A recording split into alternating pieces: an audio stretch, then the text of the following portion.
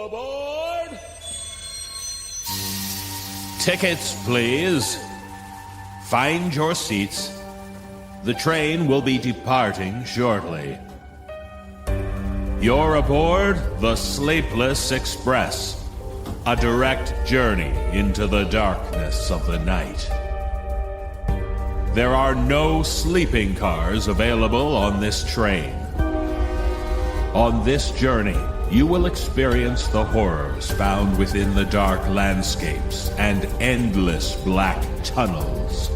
You will hear things which will leave you frightened and disturbed. And remember, there will be no stops until the very end of the line. Brace yourself for the No Sleep Podcast.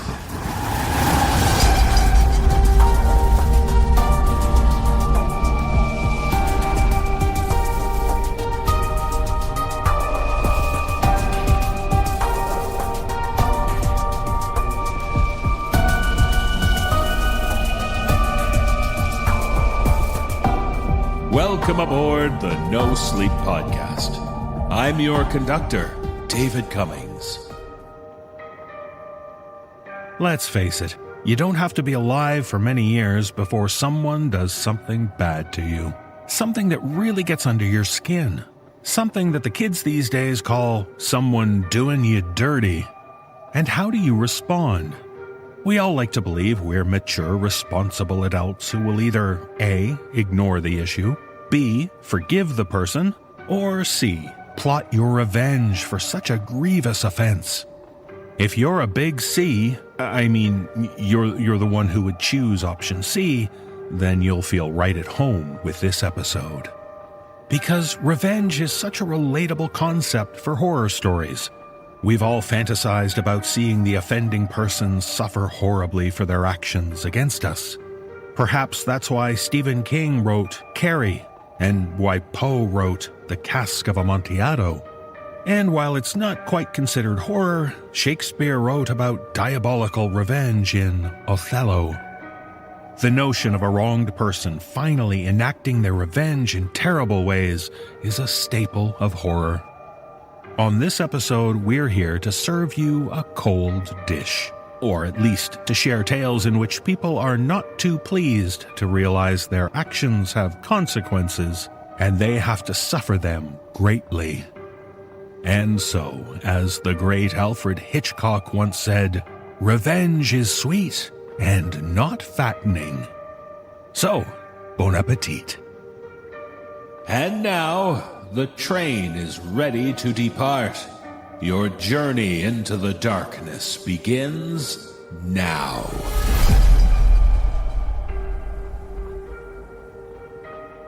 In our first tale, we sit down for some breakfast. So does Peter. He's lucky that his doting wife makes him breakfast each and every morning. But in this tale, shared with us by author Alison Thayer, we learn that Peter's luck isn't as good as it sounds because, well, breakfast isn't that good. Performing this tale are Mike Delgadio, Sarah Thomas, Atticus Jackson, Nicole Doolin, Nicole Goodnight, Aaron Lillis, Jesse Cornett, Dan Zapula, and Graham Rowett. So be grateful when someone tries, even if they do serve you burnt biscuits and gravy.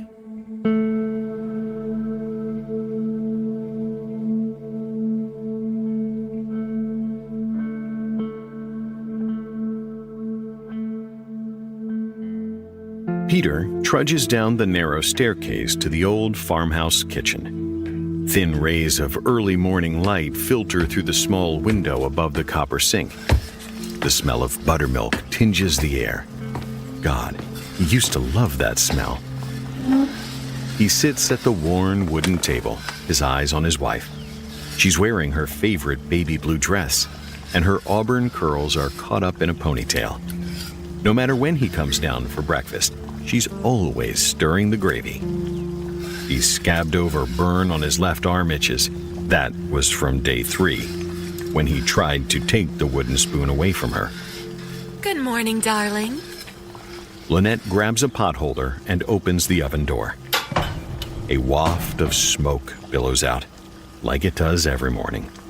Oh, no! She pulls out the pan, waving her free hand to clear the smoke. She glances at Peter, her bottom lip trembling. I made your favorite, biscuits and gravy. Oh, but I'm afraid I burned the biscuits. It's okay, Lynette. They'll still taste good. It's a lie. He knows what happens if he complains about the biscuits. Blood still weeps through the bandage covering the stump of his pinky finger. That was day 7. Lynette places 2 biscuits and a heaping scoop of gravy on a plate and sets it before him. The gravy covers both biscuits. Just how you like it. Thank you. Lynette expects gratitude for her hard work. The yellowing bruise on his cheek is from day 11, when he didn't say thank you. Anything for you, honey. She sits across from him and puts her elbow on the table, resting her chin on her hand. She watches him expectantly, a smile on her face.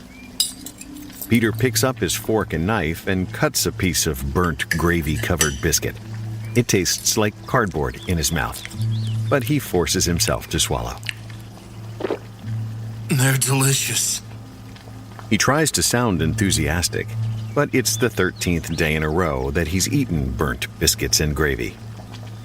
He has a new plan. Tonight, he's not coming home after work. The Roadway Inn is only 15 minutes away, at the corner of Perkins and Main. It'll be the first night since they got married 6 years ago that he's been away from home overnight. This will break the pattern. It has to. Peter forces down the last of the biscuits and gravy.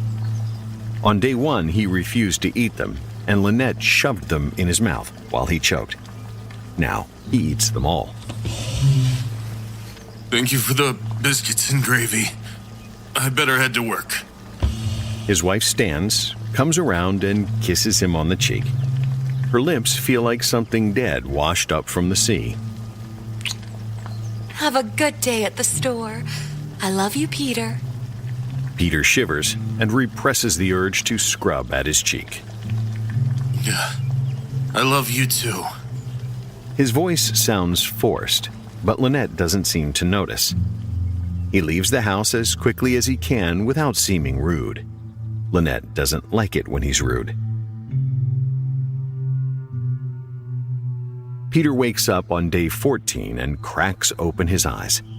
The clock reads 6:17, and the room is still semi-dark, but there's no mistaking the shadows and angles of his cheap hotel room. He breathes a sigh of relief. The hotel has a free buffet breakfast, and he's never looked forward to rubbery scrambled eggs and cheap cereal as much as he does that morning. He gets up, showers, shaves, and puts on the clean clothes he packed in a small duffel the day before. Peter packs his bag and leaves his room, whistling a little tune. He gets on the elevator and pushes the button for the main floor. It's as if a weight has been lifted from his chest. The elevator shudders to a stop, and the doors swing open. He steps out into the dim farmhouse kitchen. Lynette is stirring the gravy. She turns and smiles at him. Good morning, darling. Peter spins around, desperately reaching for the elevator doors. But there's no elevator, just the stairs to their bedroom. He spins away and rushes for the front door, though he knows he can't escape the kitchen, the breakfast that awaits. A knock sounds on the door just as he yanks it open. Lynette's friend Rose stumbles forward into Peter and quickly jerks away. Sorry, I didn't know you were there. He glances toward the kitchen, but Lynette is gone. Rose frowns and follows his gaze. Josie and Meg stand behind her, also frowning. Peter tries to act like he usually does around these 3 women, rude and a bit bored. Well, if it ain't the 3 amigas. To what do I owe the pleasure? We're here to see Lynette, and we're not taking no for an answer. Rose says and pushes past him. The two other women follow, all of them hollering, Lynette? Lynette, are you here, honey? One of them heads upstairs. These three annoying women showed up on day 4, asking to see Lynette. He told them she was visiting her mom and shut the door in their faces. They were always filling Lynette's head with ideas about equality and independence and other feminist crap. If they were real friends, they'd have encouraged Lynette to be an obedient wife. This time, he's glad they're here. They are his ticket out of this house. Look anywhere you like. She's not home. Josie comes back down the stairs, shaking her head. She's not up there. I told you. She's at her mother's. Meg's eyes narrow. She's been at her mother's house for 2 weeks? Yep. Why doesn't she answer her phone? Peter shrugs. Maybe she doesn't want to talk to you. The three women exchange glances. When's she coming back? Peter's been thinking about what to tell people when they ask about Lynette. Well, that's the thing. I don't know if she's ever coming back. He drops his eyes, shakes his head. You see, we had a big fight, and she left me. It's not easy playing sheepish with these three, but he does his best. Oh, it's about damn time. The way you keep her out here in the middle of nowhere, isolated from all her friends and family. That's not a very nice thing to say. I let you visit, don't I? You don't let us do anything. We come whether you like it or not. I need to get to work. How about I see you ladies out of my house? He walks them to the door, holding his breath as he steps across the threshold. It works. He's outside. He walks them to Rose's pickup truck and holds the passenger door open for Meg and Josie. He hates these women, but today they've saved him from his 14th serving of burnt biscuits and gravy, so he's feeling charitable. Rose backs out and heads down the lane, kicking up dust in the early morning light as the women drive back to the main road. Peter turns and walks to the old barn where he parks his Ford, thinking about where he'll grab breakfast on his way to the hardware store. Maybe flapjacks at Mel's Diner. His mouth waters at the thought. He opens the door to the barn and steps into the dim farmhouse kitchen. Lynette is stirring the gravy. Good morning, darling. Peter wants to turn around and run, but there's no point. He stumbles to the table and sits down while Lynette prepares his plate of burnt biscuits and gravy. He takes the first bite and tries to swallow, but he just chokes on the blackened food. It's been 14 days of burnt biscuits and gravy, for Christ's sake. How much can one man take? He spits it out. I can't. I just can't eat it. Please, Lynette. Can I have something else for breakfast? Just this one morning. Lynette's cheeks redden, and before he knows what's happening, she's by his side. She grabs his fork and raises her hand high. She brings her arm down hard and fast, staking his hand to the table with the fork.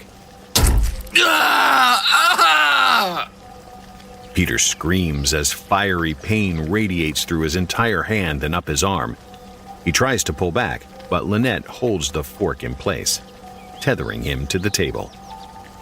Lynette's blue eyes are wide, and tears stream down her face. I try and I try, and it's never enough for you, is it? Now eat your biscuits and gravy, darling! She pulls the fork out with a jerk and sets it next to his plate, blood staining the tines. She turns back to the stove to stir the now congealing gravy. Would you like seconds?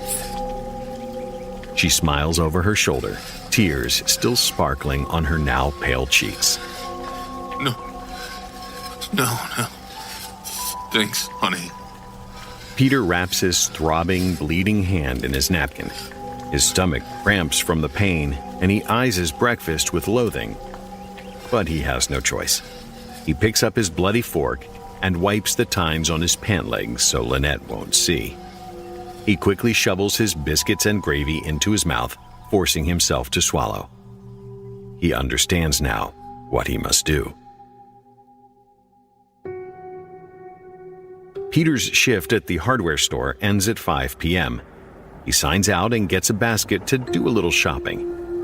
His boss, Henry, watches with a furrowed brow as Peter struggles to hold the basket with his injured hand, a blood-stained washcloth wrapped and knotted around the wounds. You sure you're okay? It's at least the fourth time he's asked that day. I'm fine. Just a little clumsy lately is all. The irony of this excuse is not lost on Peter. He had heard Lynette use it dozens of times. He picks up some kerosene and matches. Hey, Henry, do we sell sage? Sage? Yeah, you know, the plant. Does this look like a grocery store? No, not the cooking kind, like for burning. Then what you want with that new age stuff? You got any or not? Of course not. You worked here for 3 years. Think you'd know if we had sage or not. I guess so. Well, this'll have to do. Peter carries his basket to the counter. Henry shakes his head but rings up the items without any further questions. Thanks, Henry. See you tomorrow. Peter turns and heads out the door. Time to go find some dinner. It's about 7:30 by the time Peter pulls up to the farmhouse, his belly full of shepherd's pie and beer. The pie wasn't as good as Lynette's. He already misses her cooking, burnt biscuits notwithstanding. But what's done is done.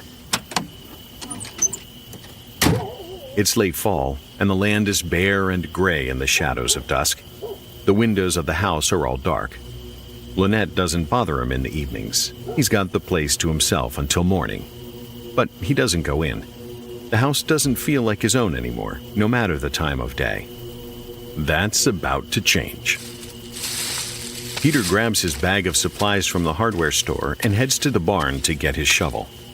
The night is quiet and still, the only sound the occasional whisper of crow's wings as a straggler heads for its roost. He walks around back, where he dumps their broken-down appliances and old furniture. He grabs hold of their old washing machine and tries to move it, but the metal cuts into his wounds. He lets go, holding his hand to his chest in pain. He had the use of both hands when he dragged it here 2 weeks ago. He puts his back against the machine and shoves. It moves about a foot. He continues to shove until he's slid it about 5 feet, uncovering loose soil. He grabs the shovel and winces as the handle chafes against his bloody palm. This is going to hurt, but it's worth it. It's time to get rid of Lynette, for good. The dirt is easier to dig up than it was 2 weeks ago, when the earth was hard-packed, but it's still hell on his injured hand.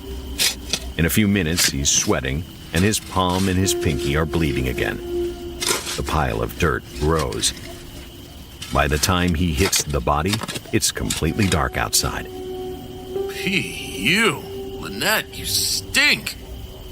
He didn't think to bring a flashlight, but never mind. In a few minutes, he'll have a bonfire going that'll be plenty bright. In the meantime, the light on his cell phone will do. Peter clambers out of the hole. Don't you worry about that nun, honey. I'm gonna fix it up so you don't ever smell bad again. He gets the kerosene from the bag and pops it open. He shines his meager light into the hole he's dug. Lynette is looking worse for the wear. Her hair is still matted with blood where she hit her head when she fell, but now her face and limbs are bloated, and she looks like she's got a bad sunburn. He shakes his head. Why'd you have to go and burn the biscuits? It's not my fault you're so clumsy and hit your head. I didn't even smack you that hard. Peter sprinkles the kerosene up and down her body. It soaks into her pale blue dress, darkening it to a midnight blue. When the can is empty, he throws it into the hole with his dead wife and lights a match. Goodbye, Lynette. I'll never eat your burnt biscuits and gravy again. He throws in the match and the fire spreads up and down her body. Peter jumps back as flames shoot up from the hole with a whoosh. A bright light blinds Peter. Mr. Lynch. Peter shields his eyes and turns, the matchbox still in one hand. 2 cops are approaching. What's wrong, officers? Someone reported your wife missing, asked that we follow up with a... Jesus Christ! The other officer is pointing a flashlight into the burning hole.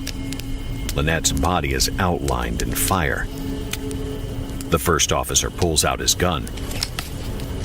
Hold it right there, Mr. Lynch. Put your hands in the air. Peter drops the matchbox and raises his hands. The officers roughly turn him around and cuff him. Peter Lynch, you are under arrest for the murder of Lynette Lynch.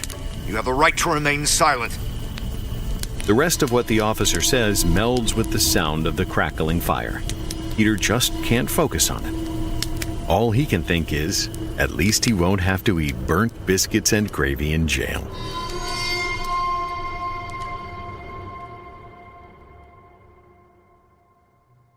It's 6 a.m. by the time they stop interrogating him.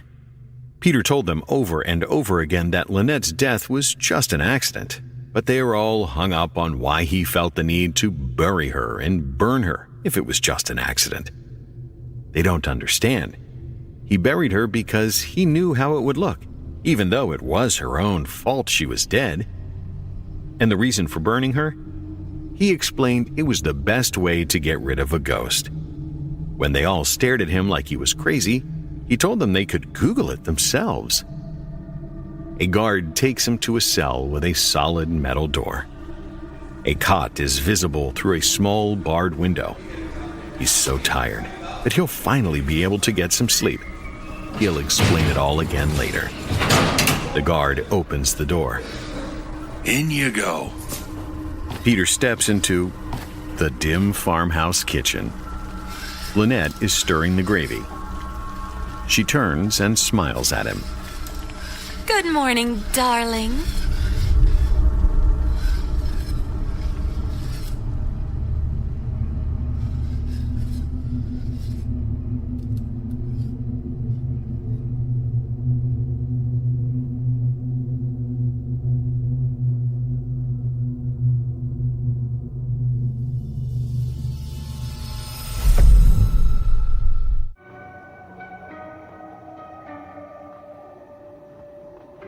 It can be fun to spend some time on the Midway. The rides, the not remotely good for you food, the sideshows. But do you ever stop to think about the people who work there? Well, in this tale, shared with us by author Liz Mayers, we meet someone who performs in the sideshow, and we'll learn how painful it can be to have your heart broken. It will be my pleasure to perform this tale for you. So, enjoy the performances, but don't overlook those who experience carnival love.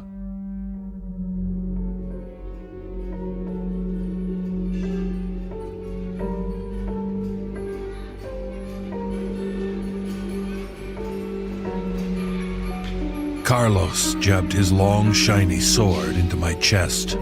I'd only confronted him to talk it over, man to man. Now this. Screams came from all directions. Some muffled, some scared, some thrilled. It made it hard to think. This close, he wasn't even that good looking. An unkempt Three Musketeer at best. Irrelevant and tired. He needed to reinvent. But the mean in his eyes said he could slash me ear to ear. He could slice the skin of my muscular chest and pierce my heart.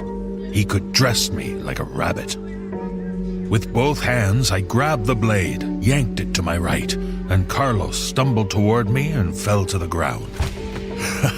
As I suspected, the blade, like him, was dull. Some sword swallower. My wife's lover was a fraud. Now, I admit his blade was longer than mine, but no question, I had far more talent. We had far more talent. Ursula and I had been in this traveling carnival for 15 years. The amazing Umberto, the supreme knife thrower of the universe, and his temptress Ursula. We drew the crowds and filled the tent. She'd been hinting she was tired of the life, tired of taking all the risks. I suppose when she said, "Fuck this life, I want out," it was more than a hint. We'd never had an accident, but she'd been right. How long before I slice off her ear, or gouge her butt, or take off a limb while she keeps spinning on the wheel, splattering blood on the crowd? I told her if I misthrow and kill her, it'd be worse for me. No, she dreamed of spending her evenings watching TV and going to sleep early. We're getting into our 40s, and she said it's hard to stay fit on funnel cake and corn dogs. She just went up a size on her skimpy costume, and she cried for 2 days. I hadn't listened. Now she'd taken up with Carlos, and Carlos had just bolted. The coward. I loved Ursula. Without her, our knife-throwing act would be dead. Without her, I had no future after the carnival either. I chased after Carlos through the crowded midway and under the enormous swinging pirate ship. The whooping of the riders rose and receded as the ship swung back and forth. The early evening crowd parted for us, and people pointed and laughed like we were an act.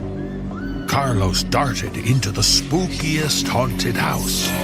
Even in the darkness, blitzed by mechanical mummies, flying tarantulas, and a demonic laugh track, he couldn't lose me. We emerged near the Ferris wheel and the steaming sausage booth, where he turned to see if I was still pursuing him. Somehow I lost him near the tilt-a-whirl, but I kept on running and searching. I wasn't sure what I'd do when I found him. He deserved a gut punch and more, but one thing about the carny is that to ruin one act ruins all acts. We all needed the crowds and the money, so I had to think on it. I wanted Ursula, but how could I convince her? And how could I keep them apart? I returned to the Ferris wheel, where all the carnival paths crossed, and cut through a long line of teenagers waiting for kettle corn. There he was, leaning against the beat-up cotton candy booth. He saw me and took off. I ran after him. We circled and circled the carnival. He was trying to wear me out. Then I heard it. The shrill, off-pitch melody that would make me punch-drunk. But I kept going after him anyway. I realized it too late. He'd led me there. Carlos hopped on a bobbing camel and smirked. I fell to the ground, 20 feet from the merry-go-round. I saw double and triple. I gagged like I might vomit. The ugly noise of the calliope surrounded me and made me cuckoo. I was falling apart fast. The carousel's music was kryptonite to my ears. No one knew but Ursula, and she'd betrayed me. I'd never perform again if they found out. I'd be a risk, an unstable knife thrower, one who inexplicably breaks down from the best-known music on the circuit. And they'd never stop playing that mind-altering noise. Ursula had always protected me from the calliope. Wait, was it only chance it happened like this today? That Carlos and I were here? Had they been planning to ruin me? Oh, Ursula, how could you? I needed Ursula more than he did. I loved Ursula. She was my woman. Oh, yes, I'd be better. I'd love her more. We'd take off. That was it. That was it. I'd take her away from all this to a new life. Oh, what an idiot. She was ready for a safe life, and the sword swallower was a safe bet, and he'd make her safe too. Oh, how had I not seen it? I had to keep her, for good. I lifted my head and glared at Carlos riding the camel. I swallowed hard. I was weaker than a half-dead, squashed bug, but I had managed to stick my fingers in both ears. I knew what to do. I pulled it all together and got up. I wobbled back to our trailer, gaining strength from the watermelon snow cone I slurped on the way. I found Ursula. I set it all out for her. She had two choices. She could make sure Carlos's performance later that night was his sharpest ever by secretly preparing his swords like she prepared my knives. Or, well, I had no choice. Since our performance followed his, if Ursula didn't take option one, it would be her skin.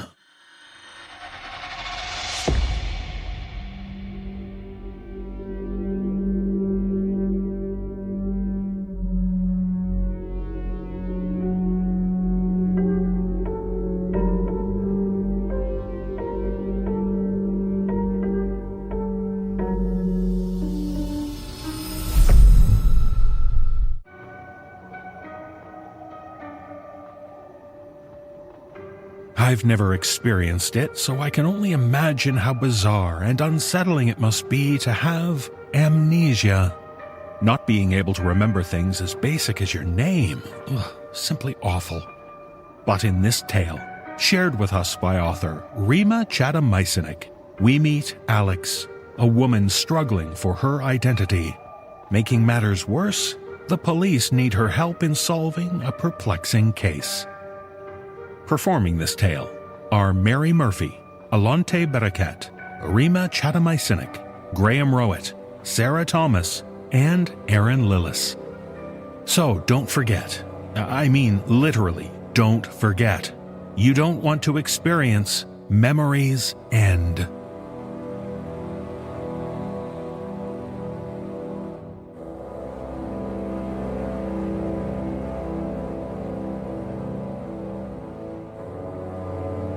Another day, another morning waking to the sight of a water spot slowly browning on the ceiling above my hospital bed.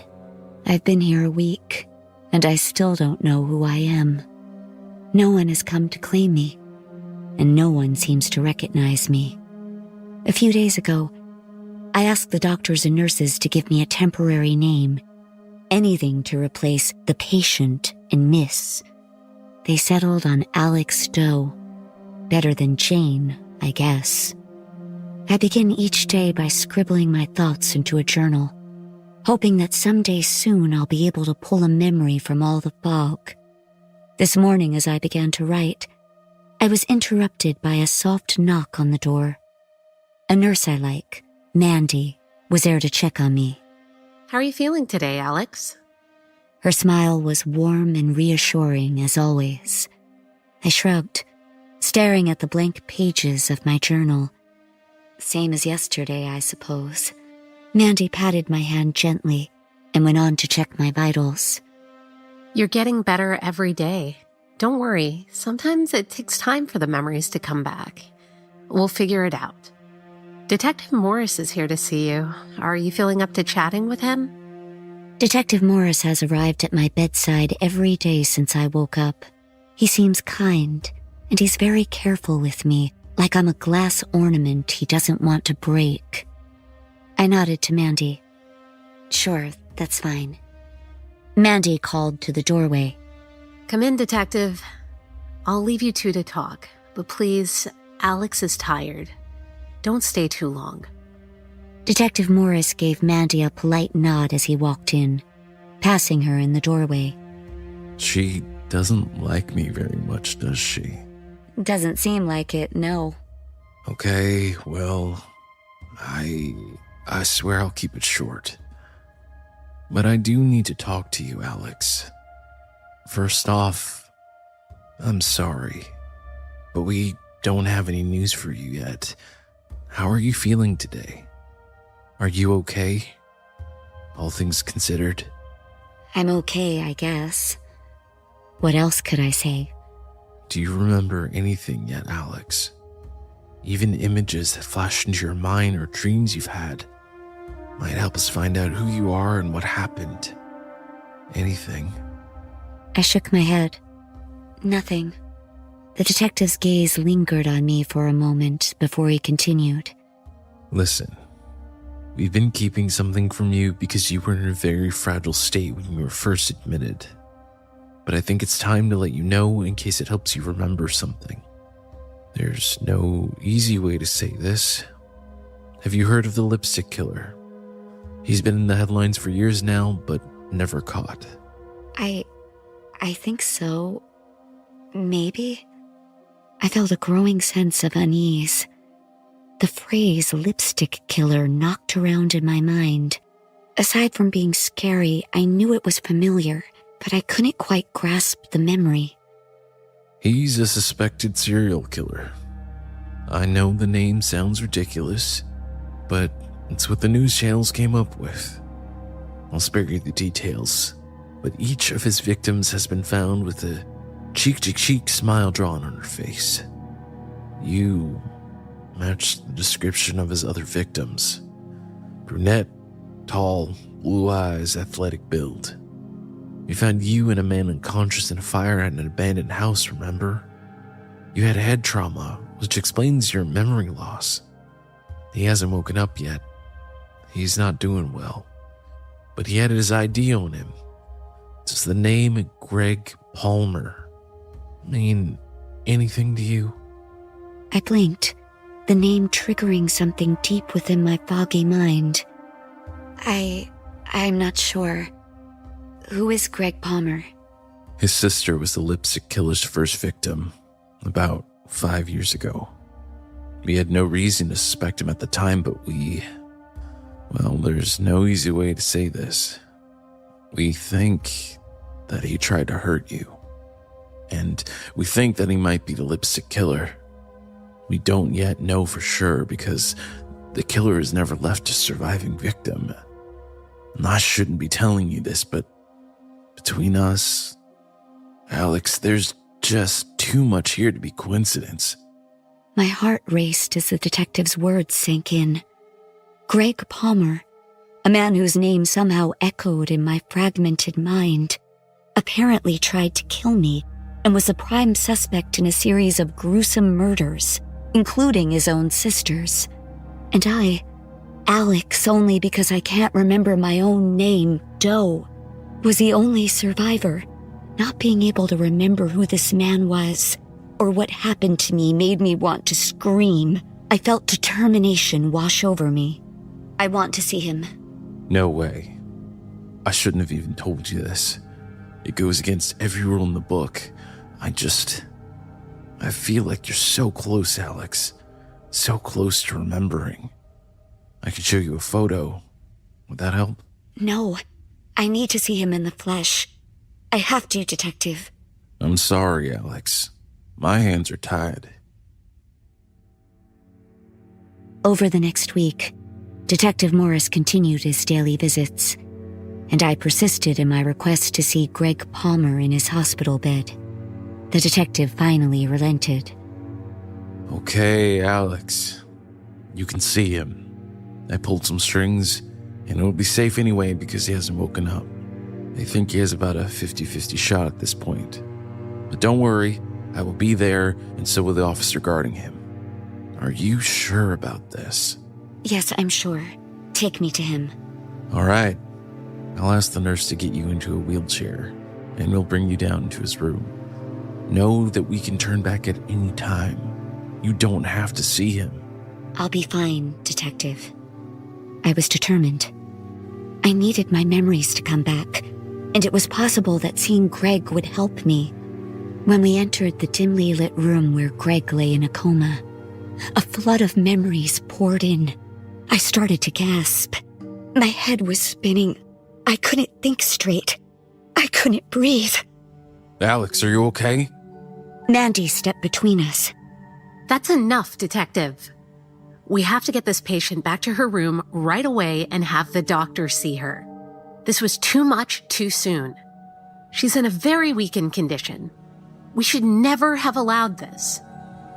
Everything went black. I woke up in my hospital bed with a doctor standing over me. Alex, I'm Dr. Ramos.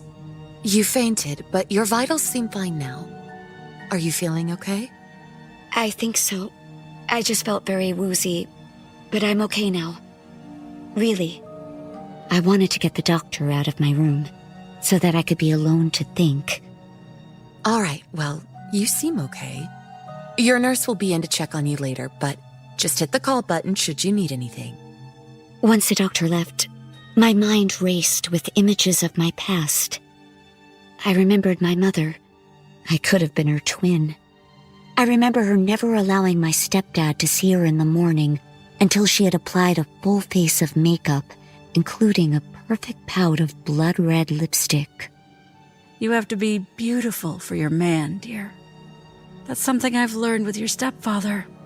Stay beautiful, and the man in your life will never look at anyone else. I remember my mother ignoring my cries for help when I was 12 and my stepfather began hurting me. I remember her smiling ghoulishly at me with those same red lips. You must be confused, dear. You can't go around saying such disgusting lies. I remember how badly I hurt inside and how she mashed her lipstick to my face, drawing an awful clownish grin. She kept telling me to just smile whenever I would try to tell her about my stepfather. Just smile whenever we would go out or whenever someone would come to visit. Just smile whenever the pain became too much to bear. Don't be so dramatic. Just smile, dear. Just smile. And so eventually, I would wear her lipstick and practice the most genuine-seeming smiles I could muster. The girl who stared back at me in the mirror even looked happy, except for in her eyes. Still, I forced myself to smile. My mind turned to thoughts of Greg Palmer. His face twisted with anguish and anger as he confronted me after years of searching for his sister's killer.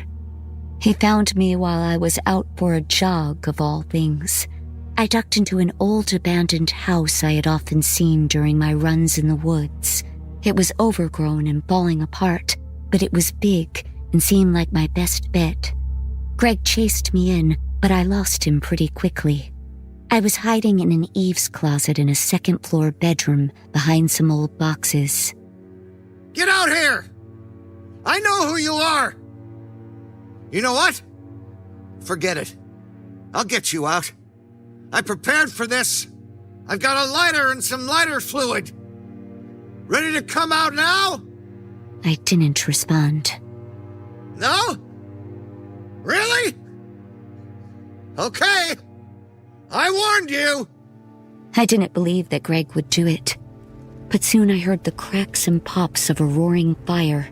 The old wood caught easily, and it wasn't long before the house was bursting into a blaze. I tried to get out from where I was hiding, but I saw Greg there at the top of the stairs. It's been 5 years. 5 years since I lost my sweet sister, Dana. You took her from me, and you're not gonna get out of here alive. I don't know what you mean. Why are you chasing me? I'll call the police. Oh, cut the crap! I've been watching you. I saw you the night my sister's body was found. You were with the search crew, but where everyone else was upset, you were grinning.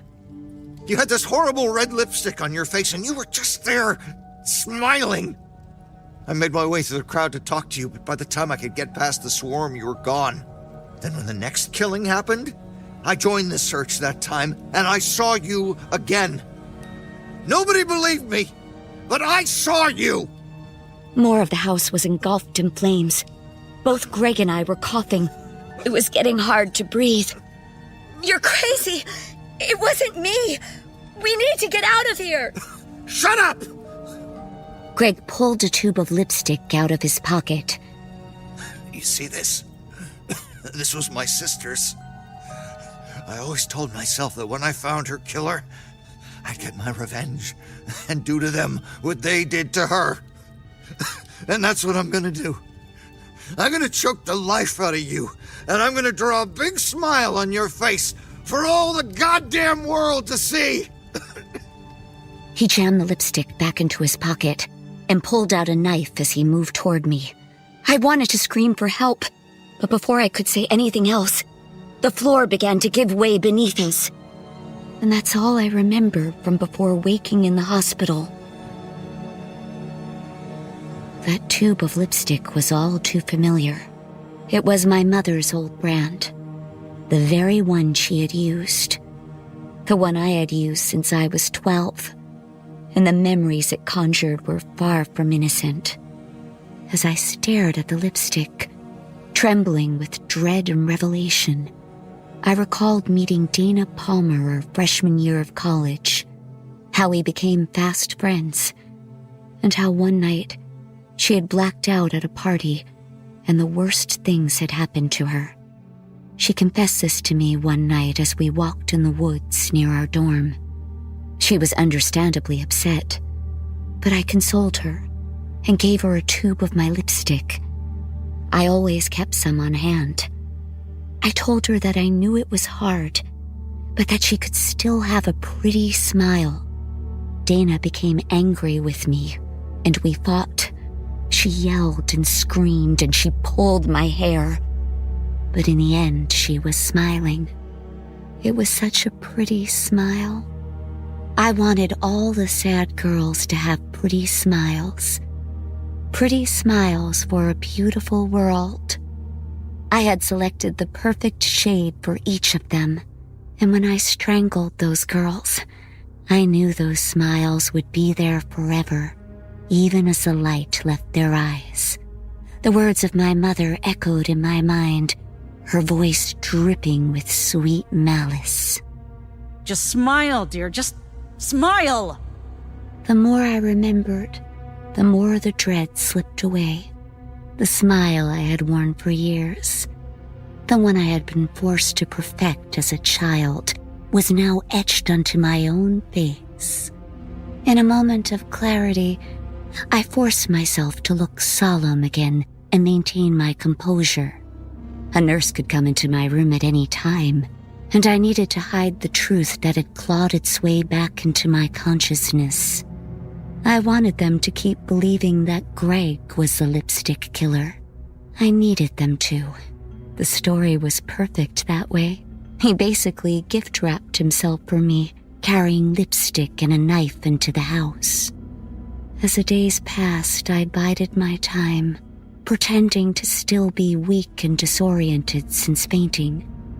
I couldn't let anyone suspect my true intentions, or that I remembered who I was. Each night, I waited for the perfect moment to strike. After the last nurse came to check on me and the hospital quieted down, I snuck out to watch the guard outside of Greg's room as he fought to stay awake. Finally, the perfect night presented itself. The guard was snoring, blissfully unaware, and the halls were empty. I grabbed the pillow from my bed and crept toward Greg's room. I remembered his pain as he confronted me. That delicious pain, almost as delicious as the pain his sister felt when I wrapped my hands around her throat to stop her screaming. I felt electric with adrenaline. The guard was deep asleep, but he could wake at any second, and I knew this was my only chance. I couldn't hesitate. I lifted the pillow. Greg Palmer would forever be remembered as the lipstick killer. And in the morning, when Detective Morris comes to tell me the news, I'll just smile.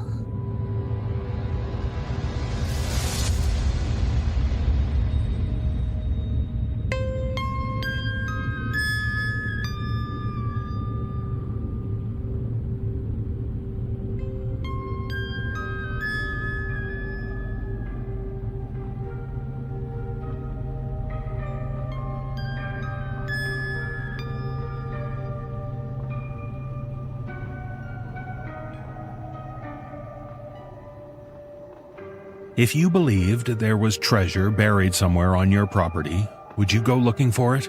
How low would you go?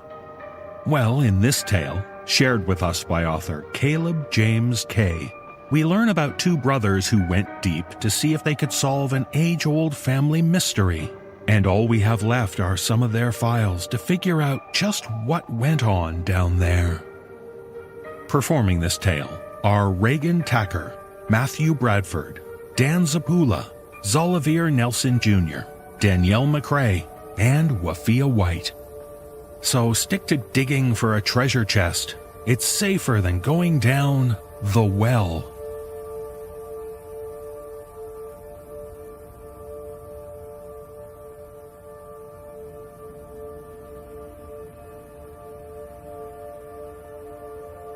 On August 13th, 2019, popular YouTube travel vlogger Theodore Teddy Cheston went missing beneath the property of his late father, Charles David Cheston. Mr. Theodore Cheston had decided to explore an out-of-use well on the family farm. He never returned to the surface. Records show that there was previous planning for this excursion, described in a journal belonging to Mr. Cheston, which was found in the guest bedroom of his father's home 5 days after Theodore was first reported missing. Theodore and his brother, Glenn Ronald Cheston, were staying in the home for a few weeks as they settled the details of their father's will. Glenn Cheston is now presumably the only surviving member of the Cheston family. According to the most recent entries in Theodore's journal, the two brothers wanted to solve an old family legend before they sold the property. The legend had been passed down through the generations, and the two brothers, when they were young boys, were told that there was a secret passageway at the bottom of the well. The story goes that the passageway was created as a means to help runaway slaves escape to the north. Theodore and his brother believed that the passageway, or tunnel, existed and ran beneath the property, ending somewhere beneath the neighboring farm. There were also ideas of money or gold having been hidden in the passageway, but Theodore didn't seem to take those notions as seriously as his brother. According to Glenn Cheston, Theodore did take the proper precautions for the exploration itself, bringing with him a flashlight, a backpack with general survivor gear, and his cell phone. And, as an avid rock climber, he used the appropriate gear to descend into the well, but that process had not been documented in writing nor through video footage. Below are the transcripts from the phone recordings that were salvaged from Theodore's mobile cloud service. These transcripts have been released to us from the Ordinary Mobile Phone Company via order of the Jackson County Sheriff's Office. The audio recordings were extracted from the video files recorded from the cloud, but many of the video files themselves were corrupted, and much of the video footage was either unsalvageable outside of the audio or heavily distorted. And while Theodore had used a GoPro camera to record throughout his excursion, that footage has been lost with him. These audio recordings and few video clips are all that remain of Mr. Cheston's journey underground.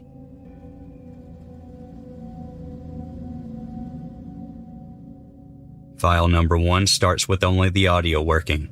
It begins abruptly with Theodore yelling, "I'm at the bottom!" What do you see? Not much. What? I said not much. Just some dirt and... Everything all right down there? Teddy! Teddy, can you hear me? Teddy, talk to me, man! Holy shit. The tunnel's real. What was that? The tunnel. It's real. You're shitting me. There's a mechanical click, and the video finally cuts in to reveal a wall of wet stone. Theodore's hand can be seen feeling around a dark opening, then the video cuts to black. The audio continues uninterrupted. I'm going in. I don't think that's a good idea.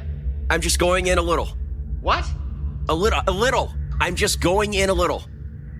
Be careful, damn it! The whole thing might collapse on you. What was that? I said be careful. I'm careful like a fox, Chico. What? I'll be careful. Be back before you know it. Water sloshes around for a few seconds, then there's a scraping of what might be metal against a rock that lasts for around 1 minute. This is most likely Theodore's gear grinding against the entrance to the tunnel as he squeezes through. Glenn hollers something in the background, but his voice is too muffled to make the words out. Theodore narrates as he makes his way into the tunnel. Holy hell.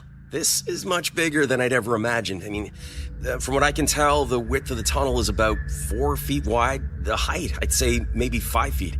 I'm crouching down, but can walk okay like this. Besides the sound of Theodore's breathing, there is a faint whistling, perhaps air pushing through the entrance behind it. The entrance is a small hole that was blocked by a big rock. The rock was wet and slippery with green algae, but I managed to jam the end of a carabiner into the seal for leverage and pry it loose. The hole, it's barely 3 feet by 3 feet. Had a hell of a time squeezing through. I'm gonna go a little further inside. My GoPro's recording, but even with a flashlight, it's way too dark to see anything down here.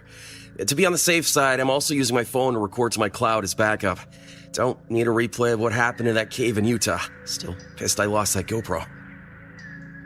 Surprisingly, the walls and ceiling are all stone, and it's also much hotter than I thought it would be. Why the hell is it so hot? I can't believe how long this tunnel is. The light can't even put a dent in this darkness. And I couldn't imagine how terrifying it would have been to walk through here with a damn torch, or worse, in total darkness. Do you guys think you could do it? Let me know down in the comments. Okay, I've walked maybe 50 yards, and as much as I want to explore this more, I need to go back. Look, I hate to disappoint you all, but this is a pretty major find. I'm gonna need a few other people down here with me if I want to be safe. I mean, the tunnel looks pretty sturdy, but I have no clue how long this goes or where it ends. The last thing I want to do is get myself stuck somewhere without anyone around to pull me out. And it's so damn hot in here. That's not normal. There's no thermal vents or anything like that known in this area. This means there could be an underground coal fire, radiation dump, or God knows what else. I'm not fucking around with any of that. There's a brief shuffling, followed by footsteps that last for several minutes. The footsteps go on for much longer than they did previously. Either I'm slow as shit or I'm losing my mind. I swear I should have made it back to the entrance already. Fuck. There's no way I've walked this far. At this point, the video cuts back in. Theodore is moving quickly, and he continues to pick up speed until he's running. The dark stone walls pass by in a blur. This goes on for a little over a minute before he slows to a stop. After several moments of labored breathing, he begins walking again. Oh, fuck me. The first file comes to an end. The second file starts up, and the timestamp reveals that 27 minutes have passed between recordings. The video cuts in and out rapidly. The clip is brief, and the footage is of Theodore speaking to the camera. No visible parts of the tunnel are in the shot. Okay, try not to panic here. I tried calling my brother, but of course there's no service in this godforsaken tunnel of bullshit. My texts won't go through, and even the 911 emergency shit isn't working, so yeah, I'm legit fucked. I don't know what's happening. I went back the way I came, the only way. This doesn't make any fucking sense. I've been down here for, what, like a half hour? Longer? I don't know. I'm sure Glenn called for help already. So, yeah, I guess I should wait right here. I mean, I can't keep walking like this. It's too damn hot. And, why is it so quiet? I've been in a lot of caves and tunnels and shit, but it never anywhere this quiet. What the fuck? The second file ends in under 2 minutes. When the third file begins, the timestamp reveals that over 3 hours have passed. Theodore's voice is hoarse, and his breathing is erratic. The video cuts in and out more sporadically than the previous 2 files. I can't even. A loud crash echoes in the distance, followed by a deafening wail of anguish. Theodore can be heard running away from the sound. He runs for several minutes before slowing. The video cuts in here to reveal Theodore's face, dripping with perspiration and with what might be tears running down his cheeks. The video cuts out again. It's back. I don't know. It's back. I think it's scared of my flashlight. But the battery's dying. I'm dying. It's so hot. I'm almost out of water. Another crash rings out, followed by a terrible screech. Theodore runs again.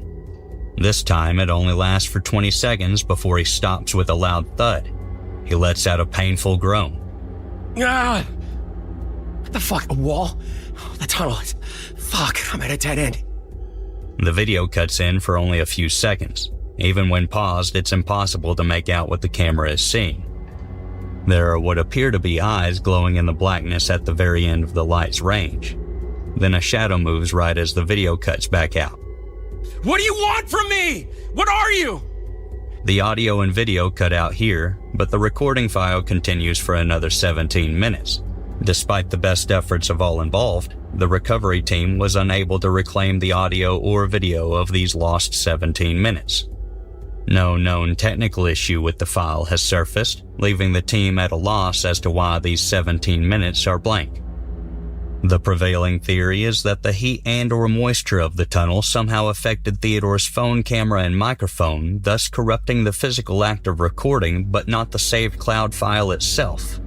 But that doesn't explain the video cutting in and out in the first file before he entered the tunnel, nor does it explain the following files. The fourth file starts with the timestamp set 11 minutes after the third file had ended. The camera is on the ground, and the stone wall and wet floor of the tunnel make up most of the frame. In the top left corner of the video, a small portion of the walkway is visible. During this portion, it's impossible to tell if the audio is working, as everything is silent. 3 minutes pass like this, and then the file ends. The timestamp on the fifth file begins 52 minutes after the ending of the previous one. There is no functioning video footage for this file. Him. Always him. Always him. 2 sets of footsteps echo throughout the tunnel.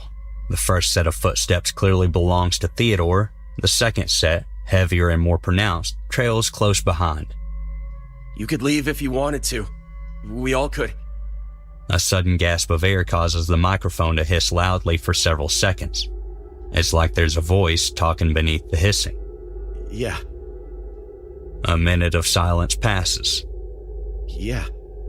The sixth file begins less than 2 minutes after file 5 ends. Most peculiarly, there is a grainy quality to this footage and the audio is distorted. Stranger still, Mr. Cheston appears to be fine and goes about documenting his exploration as if nothing out of the ordinary had happened previously. This tunnel, it has a very earthy smell to it. It's not unpleasant or musky, more like fresh dirt. Yeah, it's a bit chilly, but that's to be expected. What I wasn't expecting is how smooth and... The audio distorts heavily here, and the video flickers in and out of color as the sound finally goes mute. Theodore continues walking down the tunnel, presumably narrating while doing so. Then the audio suddenly kicks back in. Is my best guess how they dug through it. Just imagine digging something like this with the limited tools available at the time. It would have been a damn nightmare. You know, I wouldn't be surprised if there were a lot of bodies buried within these walls. Yeah, like all those bones I saw when I explored the Paris catacombs. If you haven't checked that video out yet, you can hit the link above. Anyway, at least I expected to see a bunch of dead people in the catacombs. That's one of the reasons they're so infamous.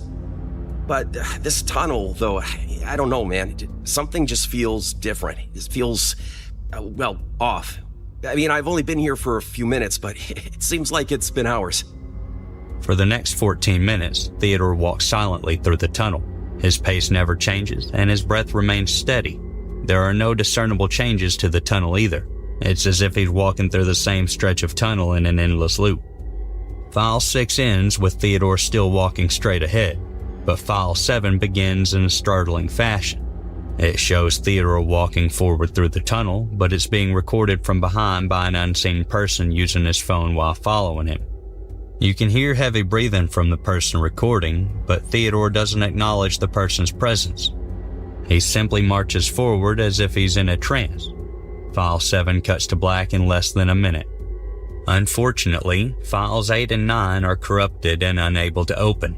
Number 8 doesn't have a thumbnail, but number 9 does. Its thumbnail is a close-up image of Theodore's face, which appears to be covered in either blood or dirt. The quality of the thumbnail is too poor to enlarge the image to determine the substance. File 10 starts with what seems to be a black screen and the sound of a man sobbing.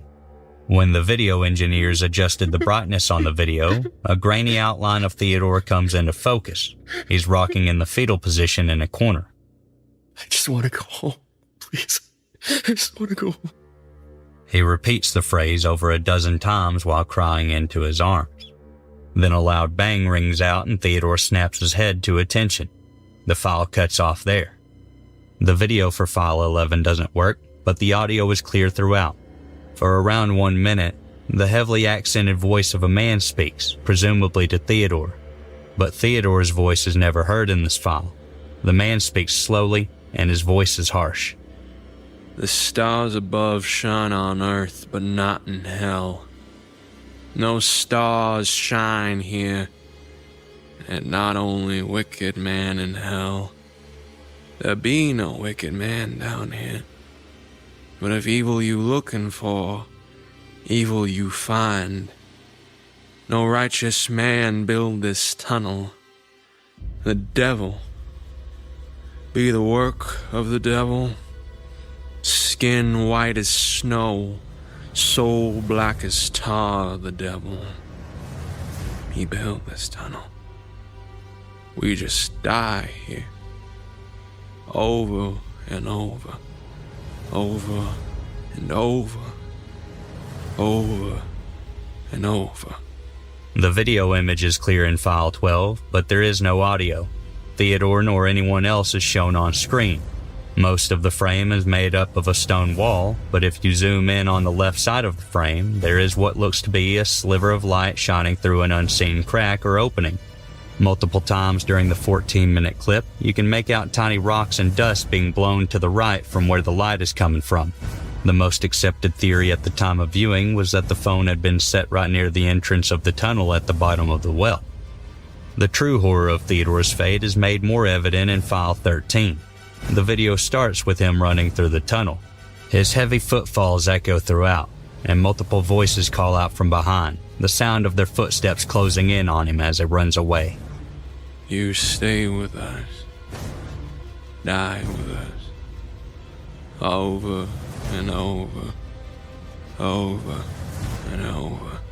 Over and over. Never free in hell. At this point, with his pursuers sounding as if they are directly behind him, Theodore runs into a dead end and falls on the ground. The phone spins as it falls and lands on its side, most likely propped up against the wall, and faces Theodore's unconscious body. Only now, the man's face is gone, and he's sporting a ragged beard and scraggly long hair. Our best experts have no working theories on how this could be possible, as Theodore wasn't in the tunnel for more than a day and was clean-shaven with short, neat hair when he'd entered the well on the morning of August 13th, 2019. Rescue crews attempted to find Theodore on August 14th, 2019 at the behest of his brother. But when they rappelled down into the well, they found no entrance to a tunnel. The well was partially full of water, which looked to not have been disturbed for a long time, as reported by the leader of the rescue team. After the cloud data was recovered, a salvage team was called in to inspect the well. They used a 3D imaging sensor device that allowed them to see if there were any subterranean structures connected to the well. They came up empty. During the following months, many different groups of scientists, archaeologists, and salvage crews dug around the well site, but all failed to report any significant findings. It was as if Theodore Cheston had simply vanished.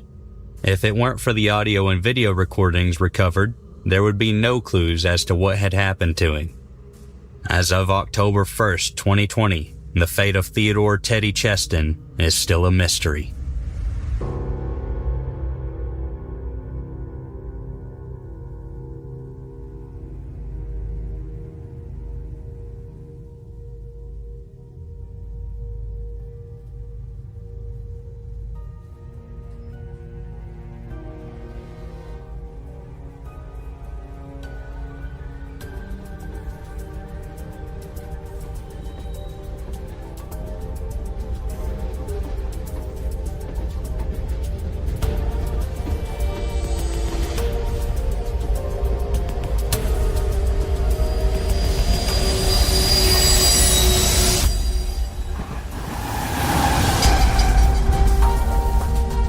As the train pulls into the terminal, we ask that you gather what's left of your sanity and depart the train.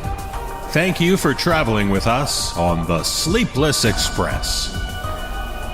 The Nosleep podcast is presented by Creative Reason Media. The musical score was composed by Brandon Boone. Our production team is Phil Michalski, Jeff Clement, and Jesse Cornett. Our editorial team is Jessica McAvoy and Ashley McAnally.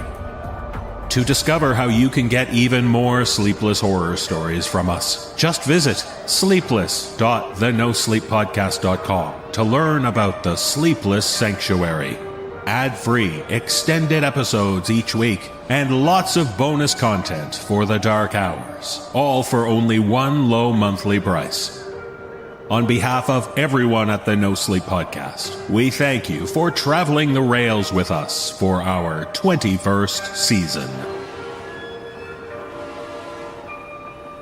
This audio program is copyright 2024 by Creative Reason Media, Inc., all rights reserved.